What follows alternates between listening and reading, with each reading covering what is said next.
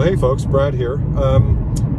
I had such a response to my oil dilution video that I actually thought it would be wise to do a follow-up video, not just to repeat what the problem is, but also to share the information that I've received from viewers, as well as some of my own research as to what how the problem has progressed, if it's being fixed or not, if Honda Canada and US are doing what they should do to ultimately mitigate that problem. So if that's something you're interested in, please stick around, and as always, please consider subscribing, and if you like this video, throw me a like. That would be fantastic. Thanks so much, everybody. Just to briefly recap what the oil dilution problem actually is, though, folks, is Honda put a 1.5 liter turbocharged four-cylinder motor in their CR-V starting in 2016, and some Civics up to and including the SI, which is, again, it's an Earth Dreams motor, which is on the face of it great. They make a ton of power for their size, and they're massively efficient for their size, and they put them in a CR-V, which, well, probably a little boring. I mean, they're great cars, so, you know, on paper it was like a win-win. But the trouble is, and it's a problem that plagues more than just Honda direct injected motors, but it seems to be afflicting them the most, is that in certain cases of the cycling of the motor or whatever, unburned fuel will actually condense along the cylinder walls and can, you know, slide down. Obviously everything ends up in the oil pan, but it's such a problem that in these cars it could raise the oil level up to a liter or so between oil changes, which is dramatically poor, as well as, I mean, all the other ancillary things like fuel and the fuel smell in the cabin, the car's starting to misfire, which is terrible, and then up to and including the motor just blowing up, like, or seizing effectively. So that's a terminal failure, unfortunately. So Honda Canada has jumped up pretty quickly. They did, well, back in, you know, it's 2020 now, so clearly they released what's called the N60 Technical Service Bulletin to attempt at a fix, and that included up to 5 things. The first one, and arguably the most important one, is a software update to change the timing and duration of the fuel injection, and then the transmission shift points. Both of those, I understand, are to A, mitigate the amount of fuel, and B, raise the temperature of the motor quicker in order to actually burn that off, because originally this challenge had to do with cars in the northern states, and I live in Canada, so there were lots of them there, and they seem to be that, okay, well, that's the problem, they're just not being driven hard enough.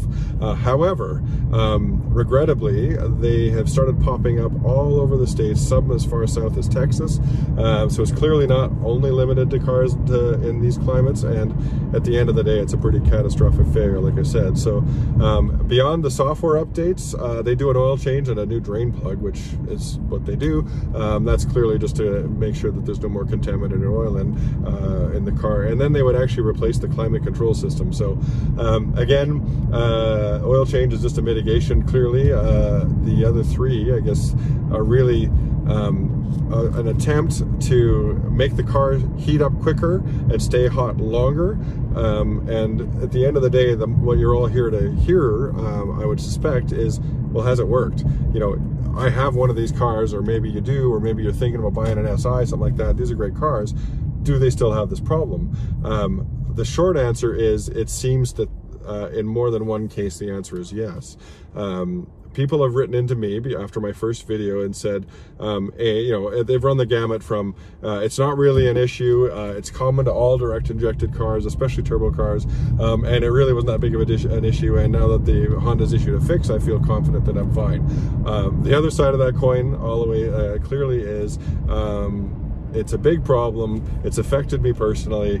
The fix hasn't seemed to do anything other than, you know, reduce the problem, but not solve the problem. And they still have the symptoms of, you know, the oil level rising between changes, and then even up to and including fuel in the cabin. So maybe that slowed it down, but again, it's not a full stop. An oddball side effect of that, though, is that it takes longer for the cabin to heat up too, post update, apparently. That's another thing that people have been reporting. So at the end of the day, like, do do you think it's solved? What's the action out of all of this? You know, Honda makes these great cars. I'm a bit of a bigot because I have an S2000 that has 180,000 kilometers on it, and I've done nothing but change the oil and you know, gas, tires, oil, and brakes. Like, that's all the things ever really needed. It's currently in pieces because I'm putting a clutch in it, but that motor's lasted forever, and it's a massively high-strung motor. And you know, friends of mine have CRVs that have over 200,000 miles on them, and you know, these are great cars. And would this problem with these motors be enough to make you not buy them? And to me, the answer is still yes, because A, there are alternatives out there, and B, I expect far more than just the warranty period out of a motor, out of a car that I buy. Luckily, and make sure if you have one of these things, you talk to your dealer about it. Honda Canada and Honda US now have both come to the table and said they will warranty certain engine components from 6 years of in-service date, meaning the day you picked up the car and drove it off the lot.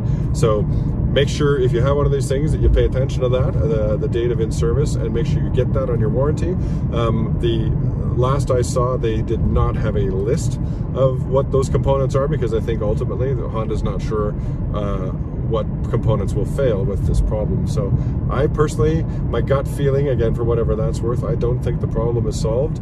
I think this is going to plague Honda, this motor, until they take it out of production. And again, it's a crying shame, because otherwise it's a great motor. Powerful, efficient, clean, small, lightweight, you know, all the things you'd want out of a car. It's just a shame that this catastrophic problem has cropped up. So anyway, thanks for watching, folks. As I always say, I'm more and more grateful for every watch second and every like and every subscribe, so please continue doing that. I thank you all from the bottom of my heart. And this is just my, I won't even call it my opinion, it's really just an amalgamation of comments I've received after making that first video. So anyway, all the best to you folks, and I look forward to seeing you in the next video. Take care.